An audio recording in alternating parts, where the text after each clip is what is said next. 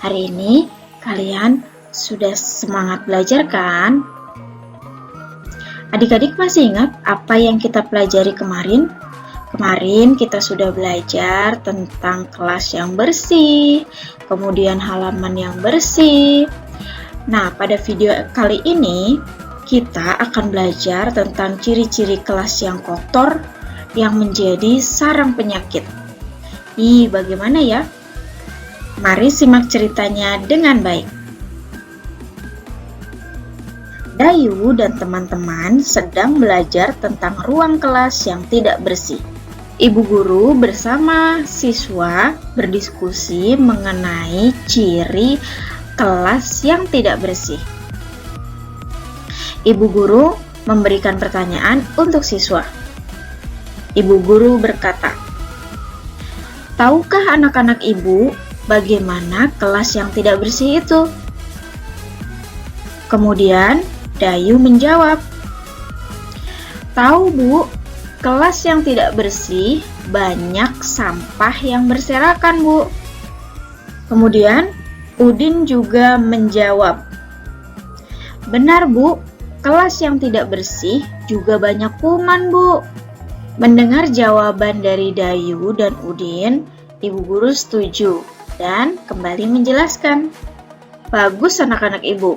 Sampah harus dibersihkan, kemudian dipisahkan.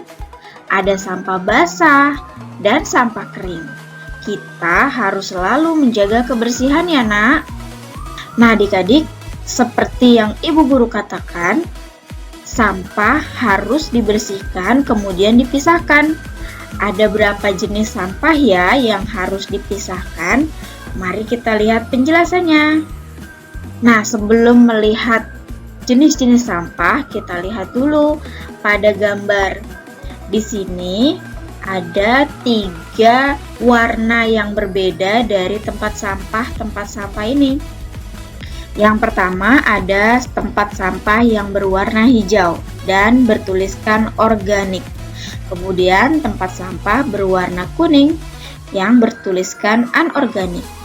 Dan tempat sampah yang berwarna merah bertuliskan B3. Apa ya artinya? Sampah organik adalah sampah yang berasal dari makhluk hidup dan mudah terurai. Nah, sampah organik ini juga biasa disebut sampah basah.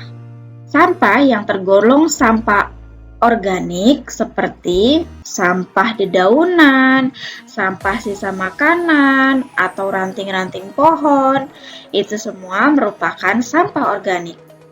Kemudian sampah anorganik. Sampah anorganik adalah sampah yang sulit terurai oleh tanah atau biasanya disebut dengan sampah kering. Contoh sampah anorganik adalah kaleng bekas minuman, plastik, botol bekas. Nah, itu semua adalah sampah organik yang sulit terurai oleh tanah. Kemudian ada satu lagi, tempat sampah berwarna merah yang bertuliskan B3.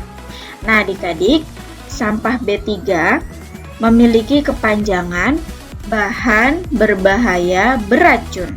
Jadi, sampah ini beracun ya adik-adik. Sampah ini biasanya sampah yang mengandung bahan kimia. Nah, contohnya seperti ini.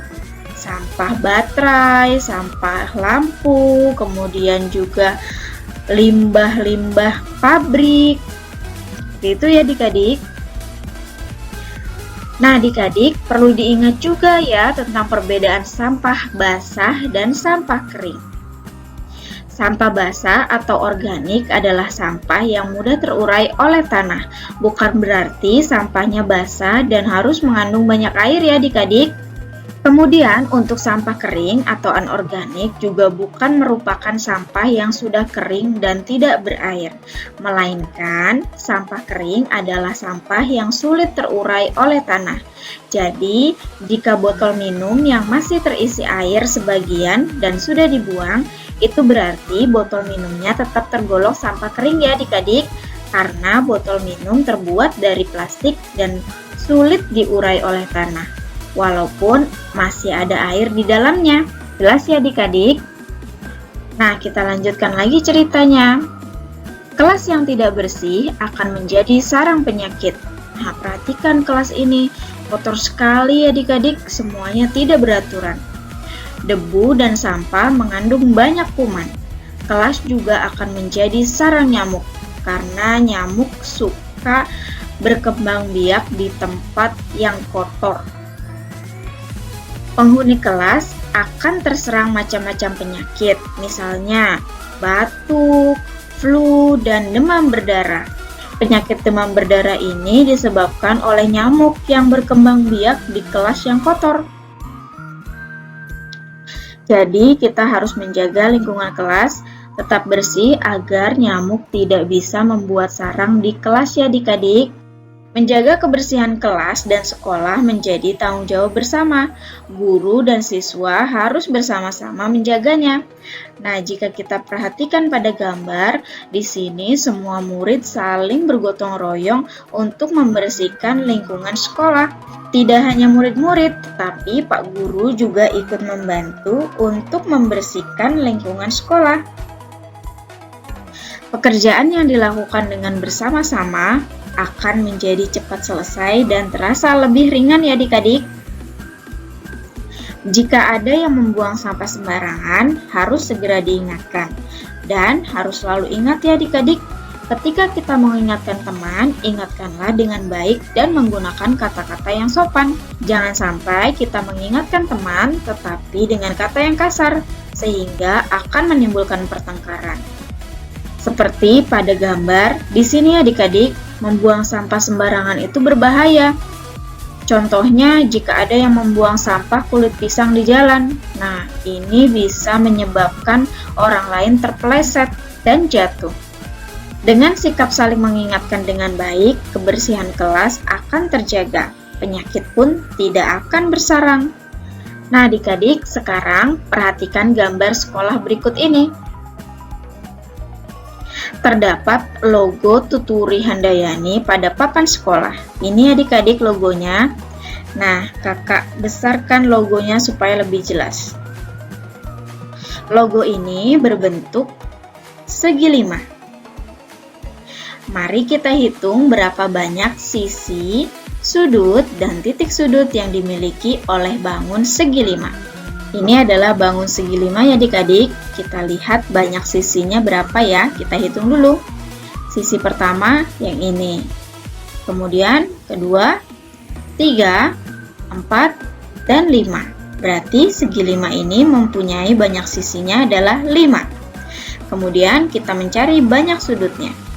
Banyak sudutnya 1, 2, 3, 4, dan 5. Banyak sudutnya juga ada 5. Dan yang terakhir adalah banyak titik sudutnya. Kita lihat ya ada berapa titik sudutnya. 1, 2, 3, 4, 5. Jadi banyak titik sudutnya adalah 5. Ingat ya adik-adik, banyak titik sudut ini jumlahnya sama dengan banyak sudutnya. Jadi jika banyak sudutnya 5, maka banyak titik sudutnya juga 5. Nah, selain bangun segi 5 ini, ada juga bangun lain yang berbentuk seperti ini. Nah, ini adalah bangun segi 6. Sekarang kita hitung ya, segi 6 ini mempunyai berapa banyak sisi? 1, 2, 3, 4, 5, 6. Banyak sisi segi 6 adalah 6. Kemudian kita hitung sudutnya. 1, 2, 3, 4, 5, 6. Banyak sudutnya juga 6. Nah, ingat adik-adik, banyak sudut sama dengan banyak titik sudut. Berarti titik sudutnya juga ada 6. Jika bangun datar yang memiliki banyak sisi, berarti bangun datar ini termasuk ke dalam segi 5.